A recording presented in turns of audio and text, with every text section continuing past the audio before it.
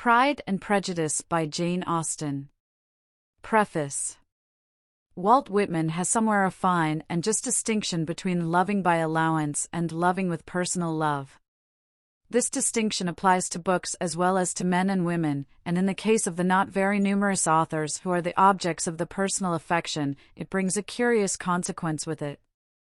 There is much more difference as to their best work than in the case of those others who are loved by allowance, by convention, and because it is felt to be the right and proper thing to love them.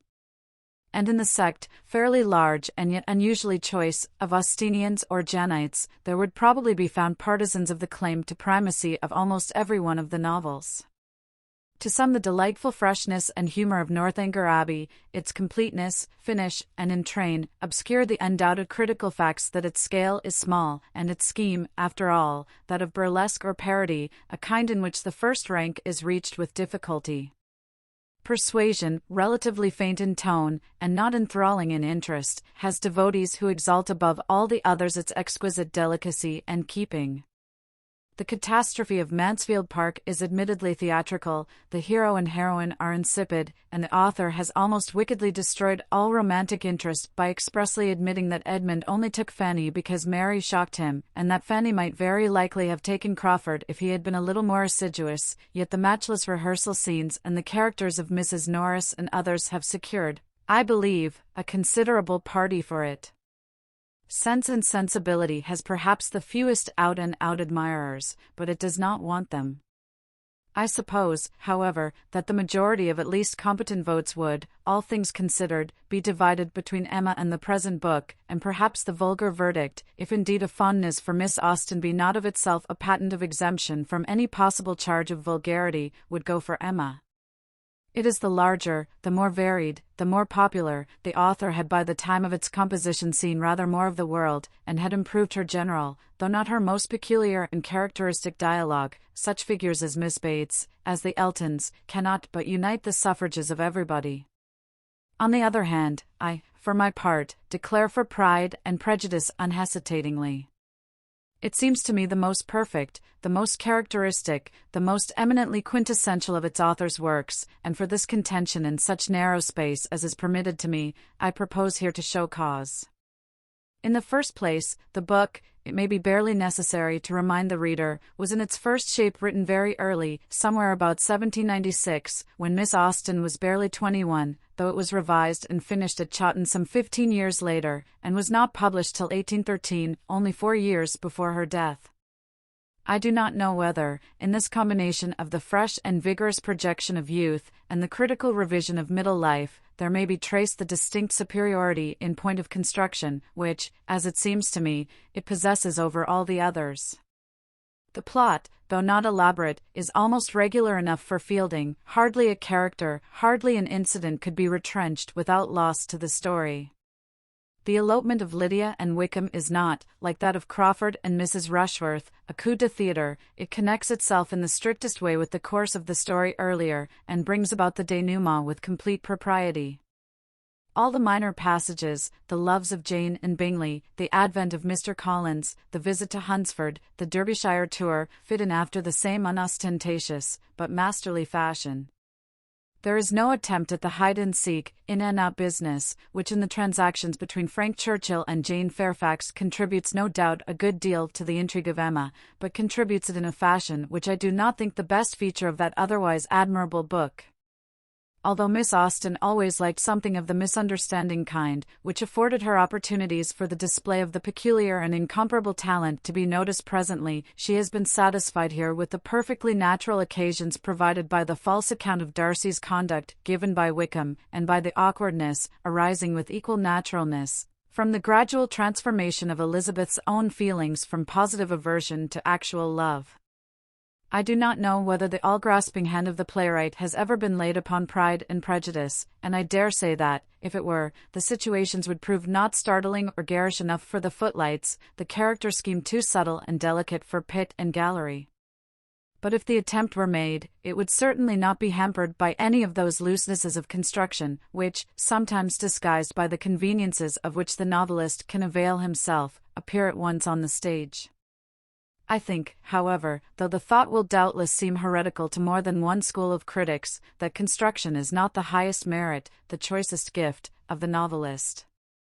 It sets off his other gifts and graces most advantageously to the critical eye, and the want of it will sometimes mar those graces, appreciably, though not quite consciously, to eyes by no means ultra-critical.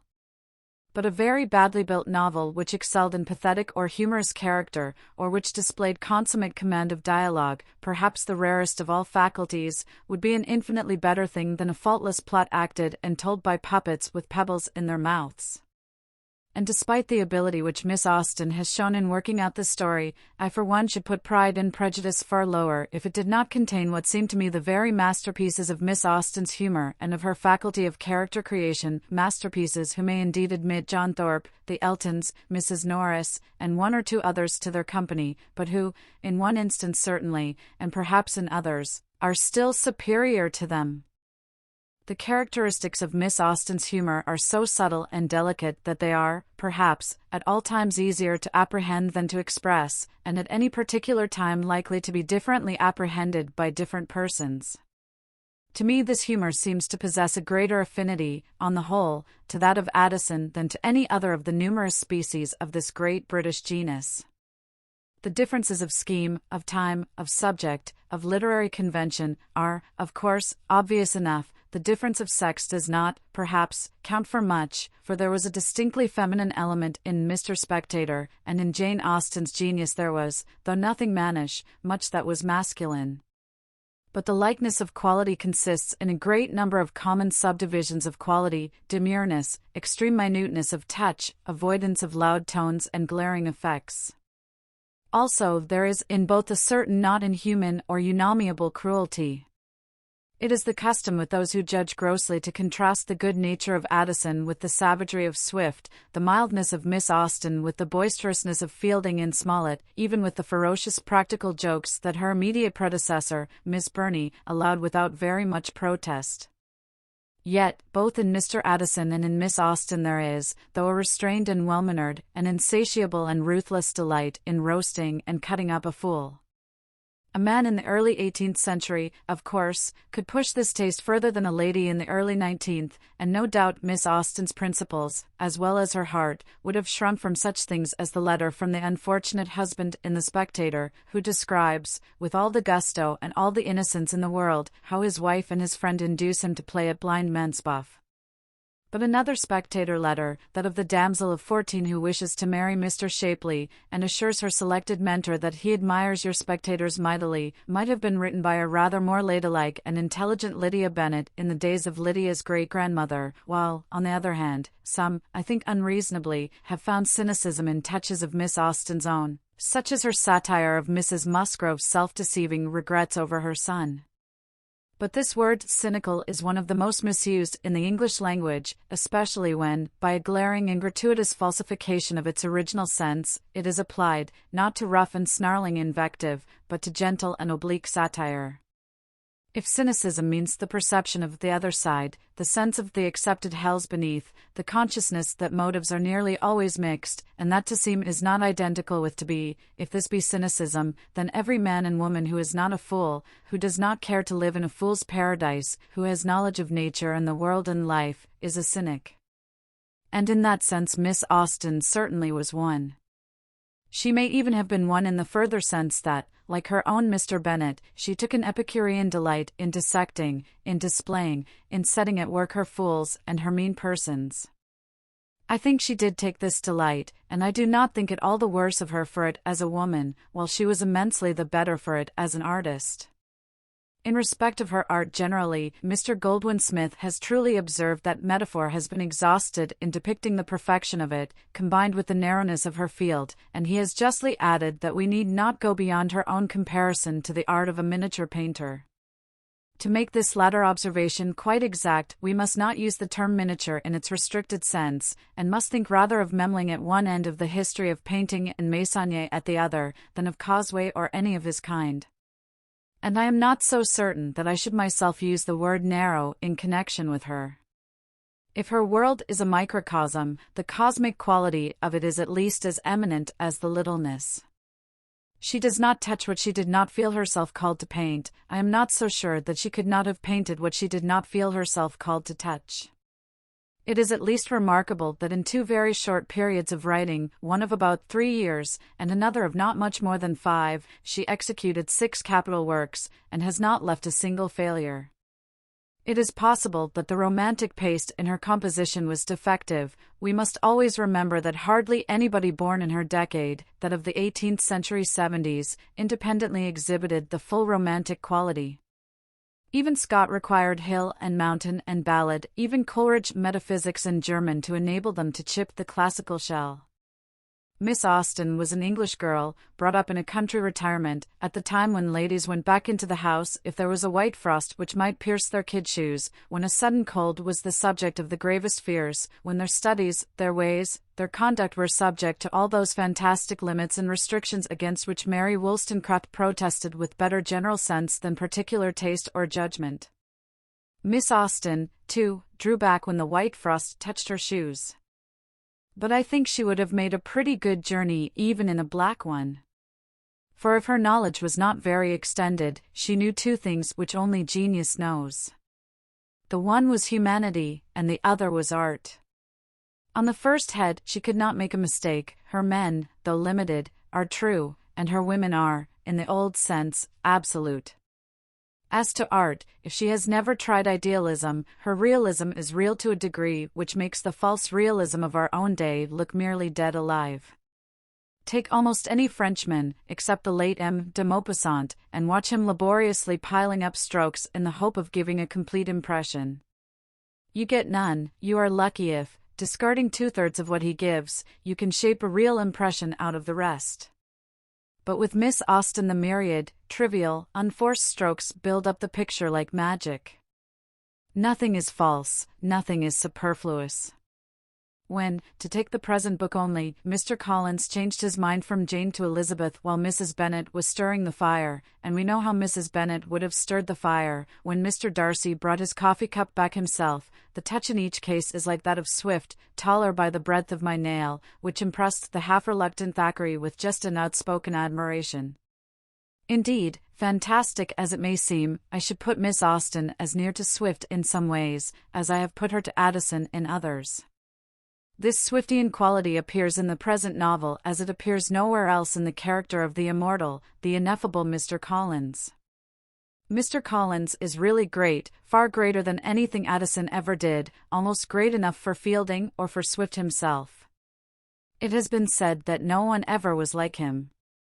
But in the first place, he was like him. He is there, alive, imperishable, more real than hundreds of prime ministers and archbishops, of medals, semi-medals, and distinguished philosophers. In the second place, it is rash, I think, to conclude that an actual Mr. Collins was impossible or non-existent at the end of the 18th century. It is very interesting that we possess, in the same gallery, what may be called a spoiled first draft, or an unsuccessful study of him, in John Dashwood. The formality, the underbreeding, the meanness, are there, but the portrait is only half alive, and is felt to be even a little unnatural. Mr. Collins is perfectly natural, and perfectly alive. In fact, for all the miniature, there is something gigantic in the way in which a certain side, and more than one, of humanity, and especially 18th century humanity, its Philistinism, its well-meaning but hidebound morality, its formal pettiness, its groveling respect for rank, its materialism, its selfishness, receives exhibition. I will not admit that one speech or one action of this inestimable man is incapable of being reconciled with reality, and I should not wonder if many of these words and actions are historically true. But the greatness of Mr. Collins could not have been so satisfactorily exhibited if his creators had not adjusted so artfully to him the figures of Mr. Bennet and of Lady Catherine de Bourgh. The latter, like Mr. Collins himself, has been charged with exaggeration. There is, perhaps, a very faint shade of color for the charge, but it seems to me very faint indeed. Even now I do not think that it would be impossible to find persons, especially female persons, not necessarily of noble birth, as overbearing, as self-centered, as neglectful of good manners, as Lady Catherine. 100 years ago, an earl's daughter, the lady powerful, if not exactly bountiful, of an out-of-the-way country parish, rich, long out of marital authority, and so forth, had opportunities of developing these agreeable characteristics which seldom present themselves now. As for Mr. Bennet, Miss Austen, and Mr. Darcy, and even Miss Elizabeth herself, were, I am inclined to think, rather hard on him for the impropriety of his conduct. His wife was evidently, and must always have been, a quite irreclaimable fool, and unless he had shot her or himself there was no way out of it for a man of sense and spirit but the ironic. From no other point of view is he open to any reproach, except for an excusable and not unnatural helplessness at the crisis of the elopement, and his utterances are the most acutely delightful in the consciously humorous kind, in the kind that we laugh with, not at, that even Miss Austen has put into the mouth of any of her characters. It is difficult to know whether he is most agreeable when talking to his wife, or when putting Mr. Collins through his paces, but the general sense of the world has probably been right in preferring to the first rank his consolation to the former when she maunders over the entail. My dear, do not give way to such gloomy thoughts. Let us hope for better things. Let us flatter ourselves that I may be the survivor, and his inquiry to his colossal cousin as to the compliments which Mr. Collins has just related as made by himself to Lady Catherine. May I ask whether these pleasing attentions proceed from the impulse of the moment, or are the result of previous study? These are the things which give Miss Austen's readers the pleasant shocks, the delightful thrills, which are felt by the readers of Swift, of Fielding, and we may here add, of Thackeray, as they are felt by the readers of no other English author of fiction outside of these four. The goodness of the minor characters in Pride and Prejudice has been already alluded to, and it makes a detailed dwelling on their beauties difficult in any space, and impossible in this. Mrs. Bennet we have glanced at, and it is not easy to say whether she is more exquisitely amusing or more horribly true. Much the same may be said of Kitty and Lydia, but it is not every author, even of genius, who would have differentiated with such unerring skill the effects of folly and vulgarity of intellect and disposition working upon the common weaknesses of woman at such different ages. With Mary, Miss Austen has taken rather less pains, though she has been even more unkind to her, not merely in the text, but, as we learn from those interesting traditional appendices which Mr. Austenley has given us, in dooming her privately to marry one of Mr. Phillips's clerks. The habits of first copying and then retailing moral sentiments, of playing and singing too long in public, are, no doubt, grievous and criminal, but perhaps poor Mary was rather the scapegoat of the sins of blue stockings in that Fortis belectured generation. It is at any rate difficult not to extend to her a share of the respect and affection and respect of a peculiar kind, doubtless, with which one regards Mr. Collins, when she draws the moral of Lydia's fall. I sometimes wish that the exigencies of the story had permitted Miss Austen to unite these personages, and thus at once achieve a notable mating and soothe poor Mrs. Bennet's anguish over the entail. The Bingleys and the Gardiners and the Lucases, Miss Darcy and Miss de Bourgh, Jane, Wickham, and the rest, must pass without special comment, further than the remark that Charlotte Lucas, her egregious papa, though delightful, is just a little on the thither side of the line between comedy and farce, is a wonderfully clever study in drab of one kind, and that Wickham, though something of Miss Austen's hesitation of touch in dealing with young men appears, is a not much less notable sketch in drab of another. Only genius could have made Charlotte what she is, yet not disagreeable, Wickham what he is, without investing him either with a cheap Don Juanish attractiveness or a disgusting rascality. But the hero and the heroine are not tints to be dismissed. Darcy has always seemed to me by far the best and most interesting of Miss Austen's heroes, the only possible competitor being Henry Tilney, whose part is so slight and simple that it hardly enters into comparison. It has sometimes, I believe, been urged that his pride is unnatural at first in its expression and later in its yielding, while his falling in love at all is not extremely probable. Here again I cannot go with the objectors. Darcy's own account of the way in which his pride had been pampered is perfectly rational and sufficient, and nothing could be, psychologically speaking, a causa varior for its sudden restoration to healthy conditions than the shock of Elizabeth's scornful refusal acting on a nature ex hypothesi generis. Nothing in even our author is finer and more delicately touched than the change of his demeanour at the sudden meeting in the grounds of Pemberley. Had he been a bad prig or a bad coxcomb, he might have been still smarting under his rejection, or suspicious that the girl had come husband-hunting. His being neither is exactly consistent with the probable feelings of a man spoilt in the common sense, but not really injured in disposition, and thoroughly in love. As for his being in love, Elizabeth has given as just an exposition of the causes of that phenomenon as Darcy has of the conditions of his unregenerate state, only she has of course not counted in what was due to her own personal charm. The secret of that charm many men, and not a few women, from Miss Austen herself downwards, have felt, and like most charms it is a thing rather to be felt than to be explained. Elizabeth of course belongs to the Allegro or Allegra division of the army of Venus.